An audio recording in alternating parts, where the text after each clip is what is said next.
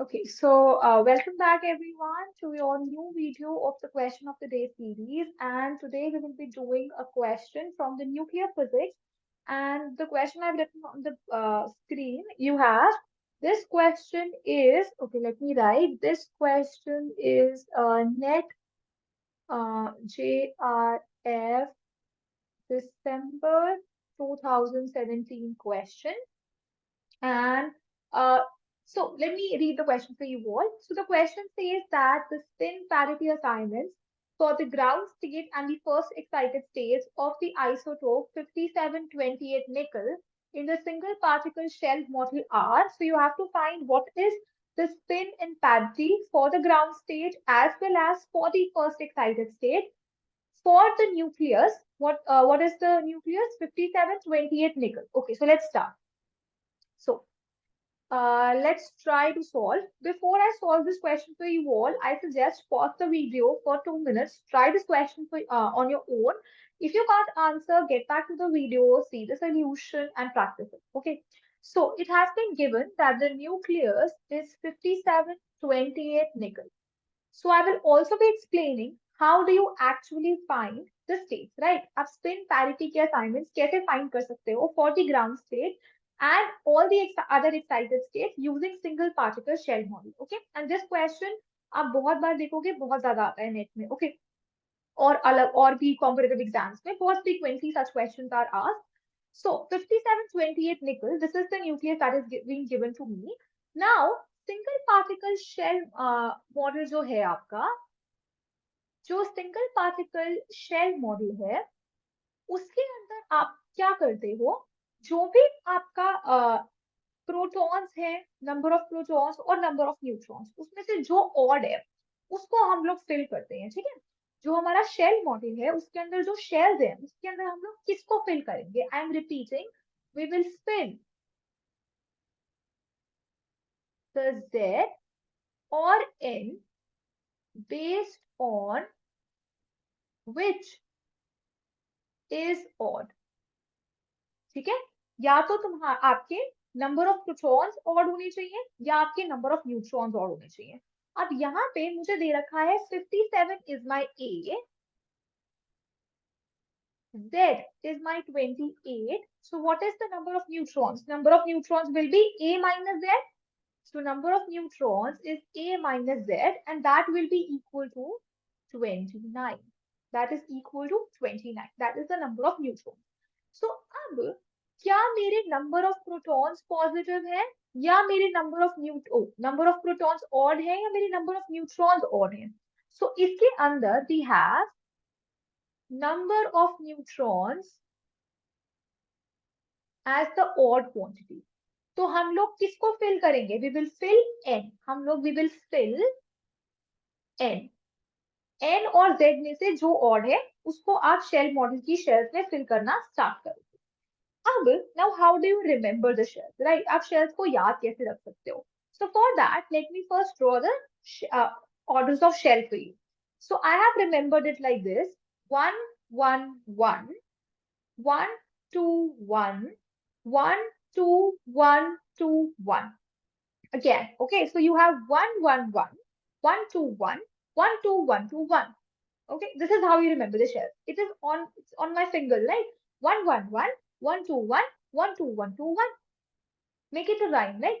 Make a rhyme out of it. So you have 1 1 1 1 2 1 1 2 1 2 1. This is how you remember the shell. Now अब हमने ये number रखा है, लिखा है, right? How do we okay, अभी हमने S P D ये सब भी लिखना है. So let's start writing that. So we have 1 S.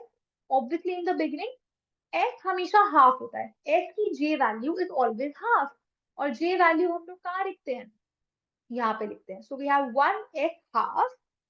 And इसके अंदर टोटल कितने नंबर ऑफ प्रोटॉन्स बैठ सकते हैं या नंबर ऑफ न्यूट्रॉन्स बैठ सकते हैं? इसके अंदर कितने नंबर ऑफ न्यूक्लियॉन्स बैठ सकते हैं? दैट इज, मैं इस डिनोमिनेटर पे जो नंबर है उसमें क्या करूंगी, उसमें मुझे पता है कि मेरे एस शेल के अंदर दो ही बैठेंगे, right? 1 S half, so there are 2. So we multiply the numerator by 2. Numerator में जो वैल्यू है जे में न्यूमरेटर में क्या है? 1. तो हमने उसको 2 से मल्टीप्लाई कर दिया. That is the number of nucleons जो उस शेल में रह सकते हैं, ठीक है? अब P, अब S के बाद क्या आता है, P आता है, और मुझे पता है कि ये कुछ इस तरीके से आता है ना, P आता है। अब J की वैल्यू बड़ी वाली पहले आएगी, छोटी वाली बाद में आएगी। बड़ी वाली J की वैल्यू क्या होगी, 3/2, और छोटी वाली J की वैल्यू इज हाफ, तो वी हैव 3/2 एंड हाफ। तो अब 3 यहाँ पर है, मुझे पता है कि इसके अंदर कितने नंबर ऑफ न्यूक्लियॉन्स बैठ सकते हैं। इसके अंदर जो नंबर ऑफ न्यूक्लियॉन्स बैठ सकते हैं वो है 4, ठीक है। तो हम लोग क्या करेंगे, न्यूमरेटर में एक ऐड करें।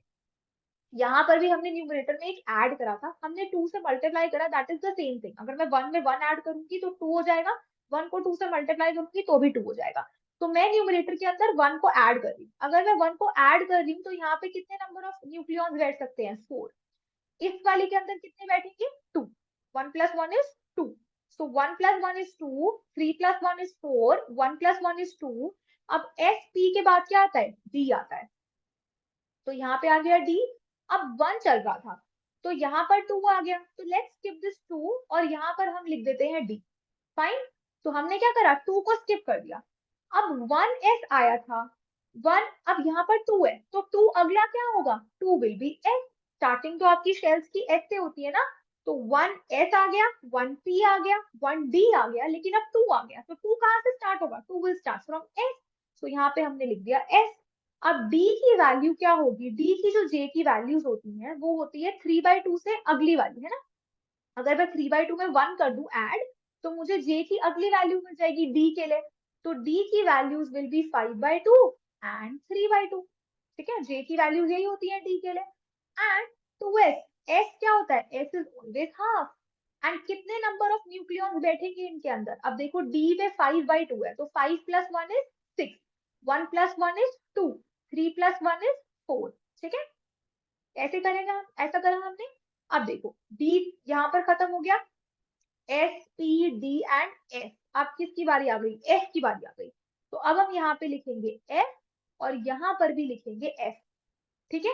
S लिख दिया 1 के साथ और 1 के साथ ही S लिख दिया। अब लेकिन यहाँ पर 2 आ गया, अब 2 आ गया, 2 का S तो हो चुका है, तो अब यहाँ पर क्या आएगा, अब यहाँ पर आएगा P, ठीक है। अब यहाँ पर क्या आएगा P, तो यहाँ पर लिखते हैं हम P, यहाँ पर भी हम लिखेंगे P। दोनों जगह P क्यों लिखा, क्योंकि P जो है वो 2 कंपोनेंट्स में स्प्लिट होता है, S तो स्प्लिट नहीं होता लेकिन P तो होता है, तो 2P एंड 2P। S के लिए J की वैल्यूज क्या होंगी, अब देखो D के लिए जो हाईएस्ट J की वैल्यू थी वो 5/2 है, तो S के लिए इसमें +1 होगी J की हाईएस्ट वैल्यू, तो वो क्या हो जाएगी 7/2। सो S विल बी 7/2 एंड यहाँ पर आ जाएगा 5/2। फाइन, और P की वैल्यूज क्या होती है J की, 3/2 एंड हाफ, यही होंगी। और इसके अंदर कितने बैठेंगे number of nucleon, 7 + 1 is 8, 3 + 1 is 4, 5 + 1 is 6, 1 + 1 is 2। अब दोबारा से 1 आ गया, दोबारा से 1 आ गया, अगर दोबारा से 1 आ गया है तो SPDFG, तो यहाँ पर आ जाएगा G, और G के लिए हाईएस्ट J की वैल्यू क्या होगी, G के लिए जो हाईएस्ट J की वैल्यू है वो 7/2 + 1 हो जाएगी, है ना, क्योंकि F के लिए हाईएस्ट J की वैल्यू 7/2 थी, तो 7/2 + 1 is 9/2। और इसमें कितने बैठेंगे number of nucleons, 10 number of nucleons. इसमें कितने नंबर ऑफ न्यूक्लियॉन्स बैठेंगे, 10 नंबर ऑफ न्यूक्लियॉन्स। तो अब हम लोग क्या करते हैं, let us see how we get magic numbers, ठीक है। तो magic numbers is this, 2, 8, then we have 3 and that will give me 20, then we have 1 that is 28, and 1 2 3 4, these two will give me 50। यही होते हैं ना magic numbers, we have 2 8 20 28 50। इसके आगे नहीं लिख रही मैं अभी क्योंकि हमें इतनी जरूरत ही नहीं है, राइट, इतनी तो जरूरत ही नहीं है, हमें तो यहाँ तक ही नीड है। तो अब अगर मेरे पास if I have 29 number of nucleon, अब हम लोग क्या करते हैं, न्यूट्रॉन्स भरना स्टार्ट करते हैं ना, क्योंकि न्यूट्रॉन्स ऑड थे।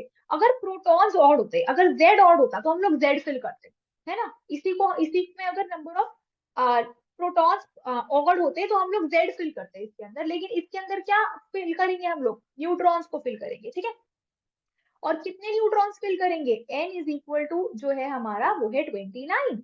अगर n इज इक्वल टू 29 है तो मुझे पता है 28 तक तो फिल हो ही जाएंगी, इतना मैजिक नंबर तो फिल हो ही जाएगा, 28 तो यही हो गया। तो जो 29th नंबर ऑफ है, जो 29th नंबर ऑफ न्यूट्रॉन है वो इनमें से कहाँ पे आके बैठेगा, इसमें आके बैठेगा, है ना। 28 तो फिल हो ही गई, 28 तो पता ही है मुझे कहाँ तक आ रही है, 1f7/2 तक तो फिल हो गया पूरा का पूरा। जो एक बच जाएगा वो कहाँ पे आके बैठेगा, वो इसमें आके बैठेगा, 2p3/2 में आके बैठेगा। तो यानी कि जो मेरी ग्राउंड स्टेट है उसका जो j है वो क्या हो जाएगा, उसका j हो जाएगा 3/2। और इसकी पैरिटी, अगर मैं पैरिटी यहाँ j पाई ऐसे लिखते हैं ना, तो 3/2 and what will be the parity, parity s की पैरिटी होती है पॉजिटिव, p की पैरिटी होती है नेगेटिव, ठीक है। तो s p d f ऐसे याद करो, पॉजिटिव नेगेटिव तो क्या है, नेगेटिव हो गई ना पैरिटी, p की पैरिटी क्या है, नेगेटिव, तो 3/2 माइनस, ठीक है। सिमिलरली जो हमारा फर्स्ट एक्साइटेड स्टेट होगा, द फर्स्ट एक्साइटेड स्टेट, उसकी जो जे पाई की वैल्यू है वो कैसे निकालेंगे हम लोग। अब देखो, अब हमारे पास क्या है, इसके अंदर एक न्यूक्लियॉन बैठा है, इसके अंदर एक न्यूक्लियॉन बैठा है।